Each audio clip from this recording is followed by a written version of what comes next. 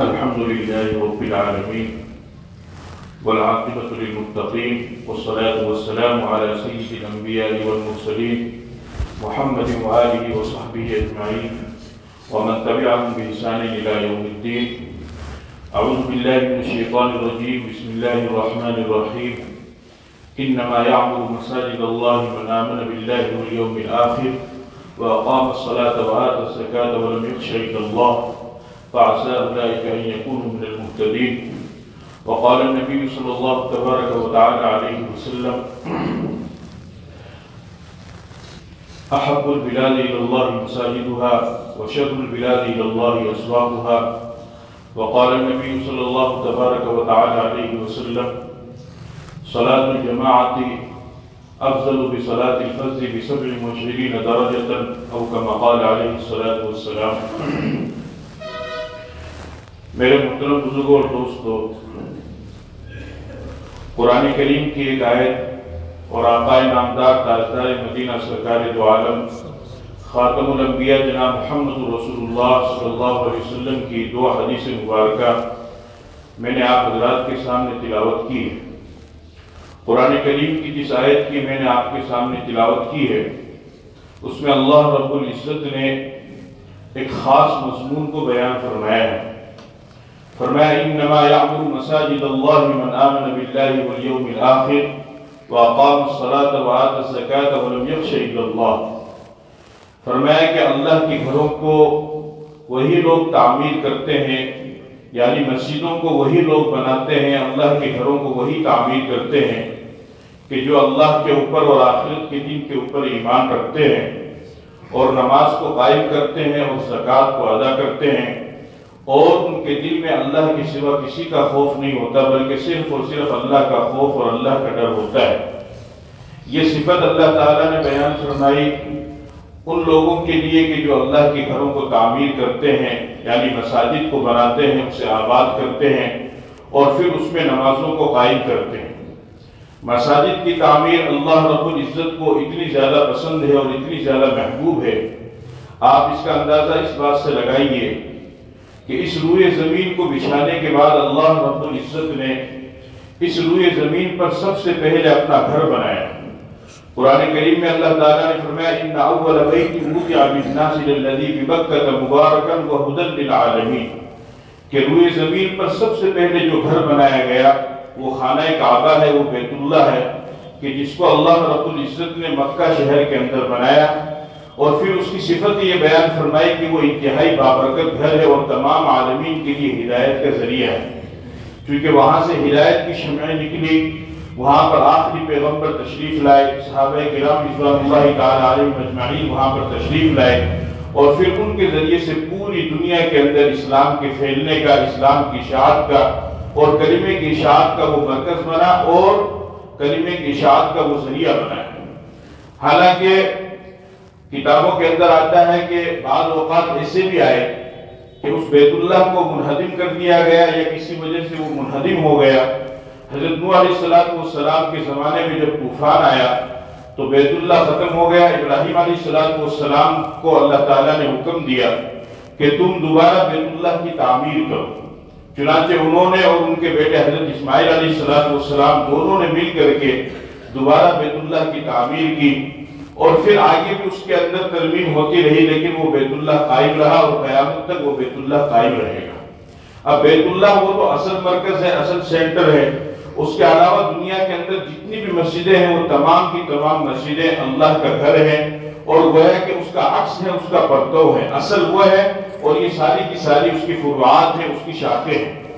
مساجد کا قیام اسلامی اعتبار سے، اسلامی نقطۂ نظر سے کس وجہ سے کیا گیا، اس کو سمجھنے کی ضرورت ہے کہ مساجد کا قیام اللہ رب العزت نے کسی ایک خاص مقصد کے لیے کیا ہے. اس خاص مقصد کو ادا کرنے کے لیے، اس خاص مقصد کو پورا کرنے کے لیے اللہ تعالیٰ نے اس نظام کو بنایا ہے اور اس کی فضیلت کو بیان فرمایا ہے. حالانکہ اگر آپ غور و فکر کریں گے تو آپ کو معلوم ہوگا کہ اسلام کے اندر بے شمار احکامات ہیں، لیکن ان احکامات کو پورا کرنے کے لیے، ان احکامات پر عمل پیرا ہونے کے لیے کسی مخصوص مقام کی ضرورت نہیں ہے، کسی مخصوص جگہ کی ضرورت نہیں ہے. جیسے مثال کے طور پر روزہ رکھنا ہے تو روزہ رکھنے کے لیے آپ کو کسی مخصوص جگہ پر جا کر کے ہی روزہ رکھنا پڑے گا، ایسا کوئی ضروری نہیں ہے، بلکہ رمضان کا مہینہ آیا، آپ جہاں کہیں پر بھی ہے، شہر میں ہے، دیہات میں ہے، دکان میں ہے، گھر میں ہے، بستی میں ہے، جہاں کہیں پر بھی آپ رمضان کا مہینہ آیا، آپ وہاں پر روزہ رکھ لیجیے، آپ کا روزہ ادا ہو جائے گا۔ زکوٰۃ ادا کرنا ہے تو آپ جہاں کہیں پر بھی ہے، جس طریقے سے بھی ہے، جس حالت میں بھی آپ زکوٰۃ ادا کرتے ہیں، آپ کی زکوٰۃ ادا ہو جائے گی۔ قرآن شریف کی تلاوت کرنا ہے تو کسی ایک مخصوص جگہ پر آپ کو جانا نہیں پڑے گا کہ وہاں پر جا کر کے آپ کو قرآن کی تلاوت کرنی پڑے گی، اگر وہاں آپ تلاوت کریں گے تو آپ کو ثواب ملے گا، وہاں تلاوت نہیں کریں گے تو ثواب نہیں ملے گا۔ اس کے علاوہ جتنے بھی احکامات ہیں،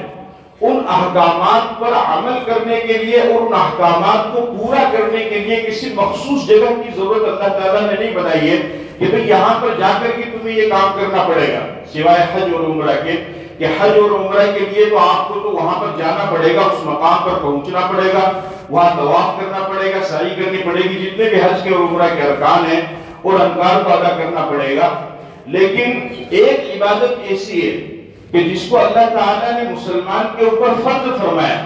اور فرض کرنے کے بعد پھر اس کا انتظام، اس کا نظام اتنا بہترین بنایا، اس کی شکل اور اس کی ترتیب اتنی زبردست بنائی کہ پوری دنیا کے اندر کسی بھی مذہب کے ماننے والوں کے پاس میں ایسا نظام نہیں ہے، ایسی ترتیب نہیں اور ایسی شکل موجود نہیں۔ اور وہ اللہ کا جو نظام ہے، جو اللہ نے فرض کیا ہے، وہ ہے نماز، جو اسلام کے بعد، ایمان کے بعد، کلمہ پڑھنے کے بعد اسلام کی سب سے پہلی بنیاد ہے، سب سے پہلی بنیاد کہ نماز کو اللہ تعالیٰ نے ایمان والوں کے اوپر فرض فرمایا، فرمایا ان الصلاۃ کانت علی المؤمنین کتابا موقوتا، کہ ایمان والوں پر 5 وقت کی متعینہ وقتوں پر جو ہے نماز فرض کر دی گئی ہے۔ اس نماز کو اللہ نے فرض فرمایا، پھر نماز کی ایک الگ اہمیت کو بیان فرمایا، پھر نماز کو فرض کرنے کے لیے کوئی یوں ہی نہیں کہ اللہ تعالیٰ نے یوں ہی حکم دے دیا اپنے نبی کو، بلکہ نماز کی فرضیت اور نماز کی اہمیت کو بتانے کے لیے اللہ نے ایک بہت لمبا چوڑا نظام تشکیل دیا، اور پھر اس کے بعد نماز کو فرض فرمایا۔ روزے کی فرضیت آئی، زمین پر اتار دی گئی جبرائیل کے ذریعے سے، زکوٰۃ کی فرضیت کو زمین پر بتا دیا گیا، اور حج کی فرضیت کو زمین پر بتا دیا گیا۔ لیکن جب نماز کی فرضیت کا وقت آیا تو اللہ تعالیٰ نے جس طریقے سے دوسرے فرضوں کو اتارا، اس طریقے سے اللہ چاہتا تو نماز کی فرضیت کو بھی زمین کے اوپر اتار دیتا، لیکن اللہ نے ایسا نہیں کیا، بلکہ نماز کی اہمیت کو لوگوں کے دلوں کے اندر بٹھانے کے لیے ایک نظام بنایا، اور وہ نظام کیا بنایا کہ اللہ رب العزت نے تمام فرشتوں کے سردار سید الملائکہ جبرائیل اور پھر ان کے بعد دوسرے نمبر پر میکائیل، ان دونوں کو اللہ تعالیٰ نے غلام بنا کر کے اپنے نبی کے پاس میں بھیجا، اور آپ اپنے ام ہانی کے گھر پر تشریف فرما تھے، وہ وہاں پر آئے، انہوں نے آپ کو اٹھایا، غلام کی آپ نے سواری کی، اور دونوں جبرائیل اور میکائیل آپ کے دائیں اور بائیں طرف چل رہے تھے، اور آپ کو اٹھا کر کے بیت المقدس کے اندر لے کر کے گئے۔ بیت المقدس میں جب آپ پہنچے تو آپ نے دیکھا کہ تمام کے تمام لوگ وہاں پر نماز کے انتظار میں بیٹھے ہوئے ہیں۔ تو آپ نے جبرائیل سے پوچھا کہ یہ کون لوگ ہیں؟ تو حضرت جبرائیل علیہ السلام نے فرمایا کہ اللہ کے رسول، یہ آدم علیہ السلام سے لے کر عیسیٰ علیہ السلام تک جتنے بھی انبیاء دنیا کے اندر آئے، وہ تمام کے تمام انبیاء یہاں پر موجود ہیں۔ اذان ہوئی، اقامت کہی گئی۔ اب سوال یہ پیدا ہوا کہ نماز کے لیے کس کو کہا جائے؟ حضرت جبرائیل علیہ السلام نے آپ کا ہاتھ پکڑا اور آپ کو آگے کیا اور فرمایا کہ یا رسول اللہ، آج آپ تمام نبیوں کے سردار بھی ہیں، لیکن آج آپ تمام نبیوں کے امام بھی بنیں گے، اور آپ علیہ السلام نے تمام پیغمبروں کو نماز پڑھائی، اس لیے آپ کو امام الانبیاء کہا جاتا ہے کہ تمام نبیوں کے آپ امام بنے۔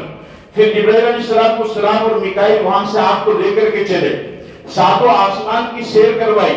ساتوں آسمان پر، الگ الگ آسمان پر انبیاء سے ملاقات ہوئی۔ پہلے آسمان پر آدم علیہ السلام سے ملاقات ہوئی، دوسرے آسمان پر حضرت یحییٰ اور حضرت عیسیٰ سے ملاقات ہوئی، تیسرے آسمان پر حضرت یوسف علیہ السلام سے ملاقات ہوئی، چوتھے آسمان پر حضرت ادریس سے ملاقات ہوئی، پانچویں آسمان پر حضرت ہارون سے ملاقات ہوئی، چھٹے آسمان پر حضرت موسیٰ سے ملاقات ہوئی، ساتویں آسمان پر حضرت ابراہیم علیہ السلام سے ملاقات ہوئی، جنت اور جہنم کی سیر کروائی، اور سدرۃ المنتہا پر آپ پہنچے۔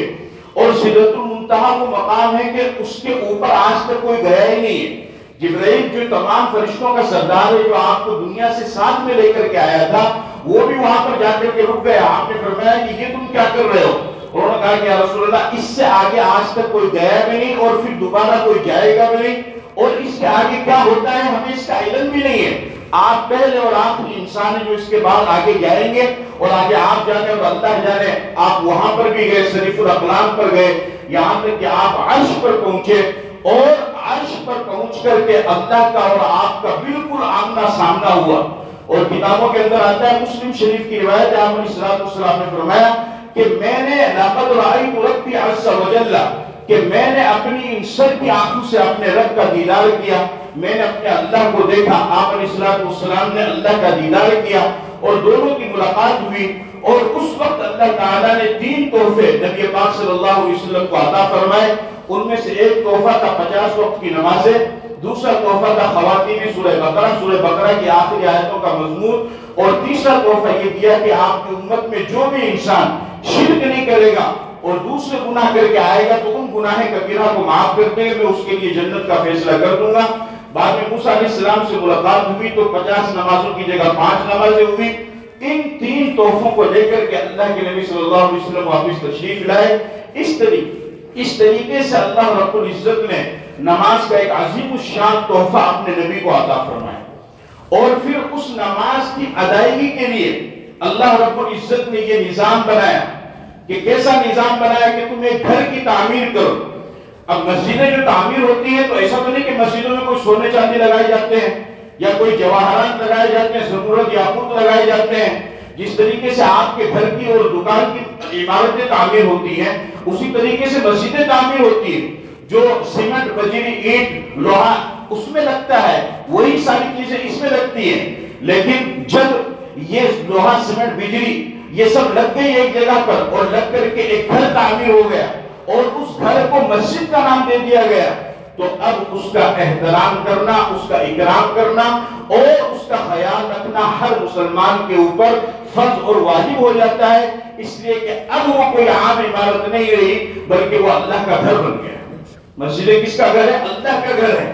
مسجد اللہ کا گھر ہے اور اللہ کو سب سے محبوب ہے۔ حدیث کے اندر آپ علیہ السلام نے ارشاد فرمایا احب البلاد الی اللہ مساجدها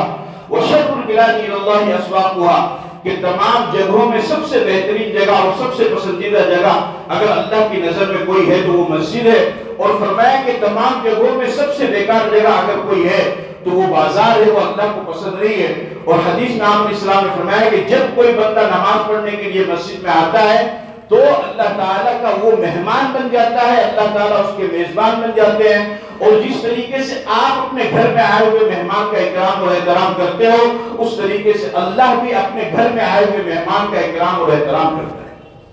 اور کیسا اکرام اللہ کرتا ہے آپ اندازہ نہیں لگا سکتے۔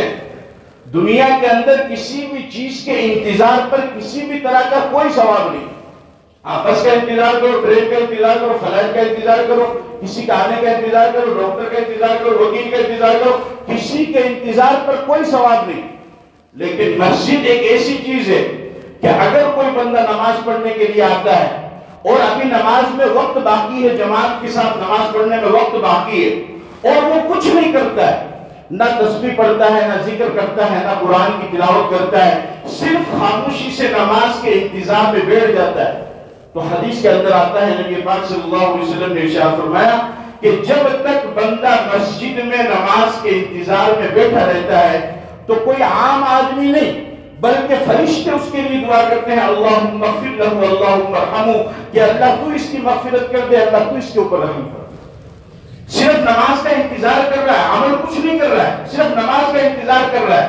اس انتظار کرنے پر بھی اللہ تعالیٰ اس کو ثواب عطا فرماتے ہیں، کیوں؟ اس وجہ سے کہ یہ اللہ کے گھر کے اندر آیا ہوا ہے، اور جب تک یہ اللہ کے گھر کے اندر رہے گا تب تک یہ اللہ کی رحمت کے اندر موجود رہے گا۔ یہ نظام اللہ نے کیوں فرمایا؟ اس لیے کہ نماز کی ایک اہمیت تھی، اور یہ گویا کہ ایک چھوٹا اجتماع ہے، بڑا اجتماع جو دنیا کے اندر ہوتا ہے ساری دنیا کے مسلمانوں کا بغیر کسی تفریق کے، نہ کالا نہ گورا، نہ پڑھا لکھا نہ جاہل نہ ان پڑھ، نہ شہری نہ دیہاتی، اور نہ چھوٹا نہ بڑا، کس نسل کا، کسی بھی رنگ کا، کسی بھی علاقے کا، کوئی سی بھی زبان بولنے والا، کسی بھی لسان سے تعلق رکھنے والا، کسی بھی نسل سے تعلق رکھنے والا ہو، سب ایک آواز میں ایک زبان کے ساتھ میں لبیک اللہم لبیک لبیک لا شریک لک لبیک ان الحمد والنعمت لک والملک لا شریک لک، اس طریقے سے تلبیہ پڑھتے ہیں اور اپنے ایمان کا اور کلمے کا اظہار کرتے ہیں۔ اس کے بعد جو سب سے بڑا اجتماع ہوتا ہے وہ مساجد کے اندر ہوتا ہے کہ مسجد میں کسی کو بھی آگے اور پیچھے کرنے کی اجازت نہیں ہے،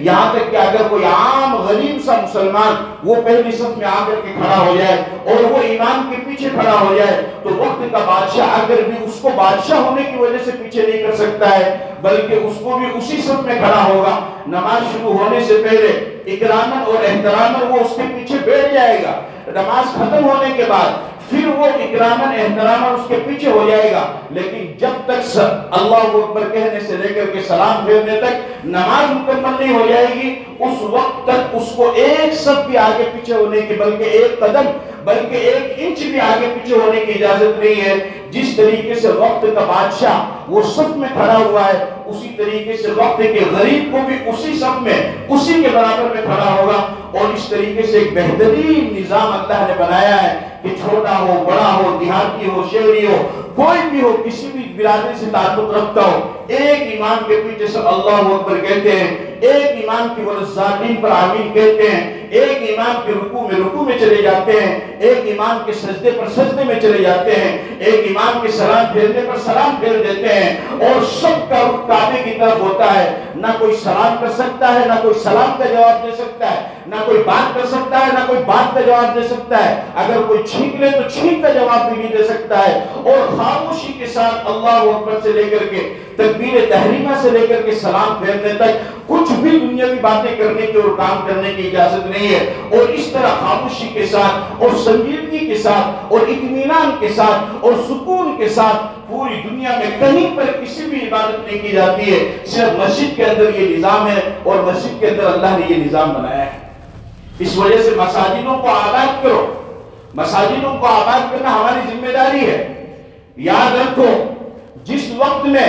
مسلمان کھل کر کے نماز پڑھ سکتا ہے اگر وہ نماز نہ پڑھے، جس وقت میں جس ماحول میں مسلمان کھل کر کے روزہ رکھ سکتا ہے اس پر کوئی پابندی نہیں ہے وہ روزہ نہ رکھے،